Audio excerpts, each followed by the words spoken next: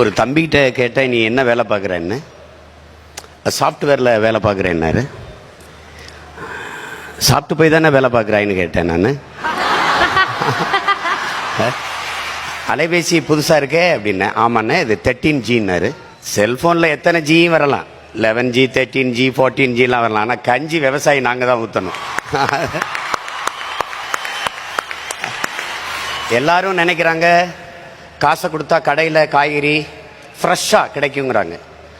ஆனால் அந்த காய்கறி கடைக்கு வர்றதுக்கு தொலை தூரத்தில் ஒரு விவசாயி வெயிலில் காஞ்சி மழையில் நனைஞ்சி ரத்தம் வேர்வையாக உடம்புல ஊற்றி உப்பு பூக்க கண்ணு மொழி பிதுங்க கண்ணச்சதை தொங்க வெம்பாடு பட்டு உழைச்சா தான் உங்களுக்கு காய்கறி கடைக்கு வருது, அரிசி பருப்பு வருதுங்கிறத கவனத்தில் வச்சுக்கணும். விண்வெளியில் பறக்கிறோம், வானூர்தியில் பறக்கிறோம். வளர்ச்சி வானூர்தியில் போகிறவனுக்கும் பூமியில் இருந்தால் சோறு போகணுங்கிறத கவனிக்கணும். நீங்கள் எந்த நாட்டிலையும் கார் இல்லை செல்ஃபோன் இல்லைன்னு புரட்சி வந்ததில்லை. ஆனால் நீரும் சோறு இல்லைன்னா அங்கே புரட்சி வராமல் இருந்ததில்லை. அதுக்கான டீசர் உங்களுக்கு புரிகிற மொழி சொல்கிறோம், அதுக்கான ட்ரெய்லர், அதுக்கான முன்னோட்டம் பக்கத்தில் இருக்கிற இலங்கையில் நடந்து கொண்டு இருக்குங்கிறத நீங்கள் கவனிச்சுக்கணும்.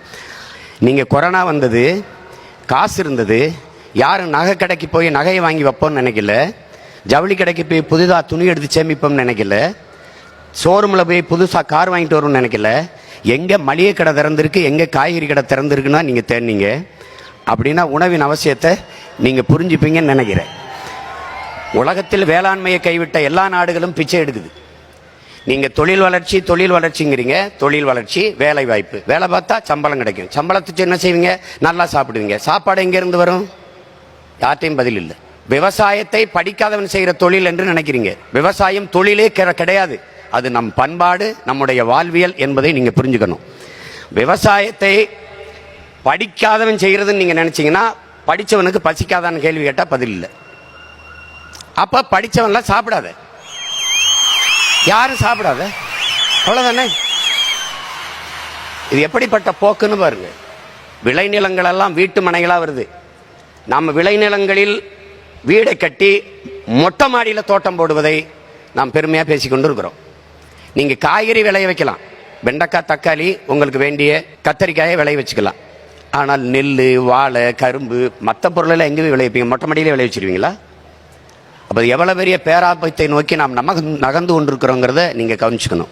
இலவசமாக அரிசி வருது அப்படின்னு நினைக்கிறோம். எத்தனை காலத்துக்கு இலவசம் கொடுத்துட முடியும்னு யோசிக்கணும். ஒரு நாள் யோசிக்கணும். ஒரு மனிதன் தன் வாழ்நாளில் என்றாவது ஒரு நாள் வழக்கறிஞரை சந்திக்கிறான், அது அட்வொகேட்டை. என்றாவது ஒரு நாள் பொறியாளர் சந்திக்கிறான், இன்ஜினியரை. என்றாவது ஒரு நாள் மருத்துவரை சந்திக்கிறான், டாக்டரை. ஆனால் ஒரு நாளைக்கு 3 வேளை விவசாயியை சந்திக்கிறான். அதை புரிஞ்சுக்கணும். எல்லா மனிதரும் உலகத்தில் மனிதர்கள் செய்கிற தொழிலை செய்கிறார்கள், விவசாயிகள் மட்டும்தான் தெய்வத்தின் தொழிலை செய்கிறார்கள் என்பதை என் அன்பிற்குரியவர்கள் புரிந்து கொள்ளணும். அது இங்க பாருங்க, உழவு இல்லை என்றால் உணவு இல்லை, உணவு இல்லை என்றால் உயிர்கள் இல்லை, உயிர்கள் இல்லை என்றால் உலகம் இல்லை. உழவை மீட்போம், உலகை காப்போம். இதுதான் நம்ம எடுத்துக்கொண்டிய உறுதிமொழி.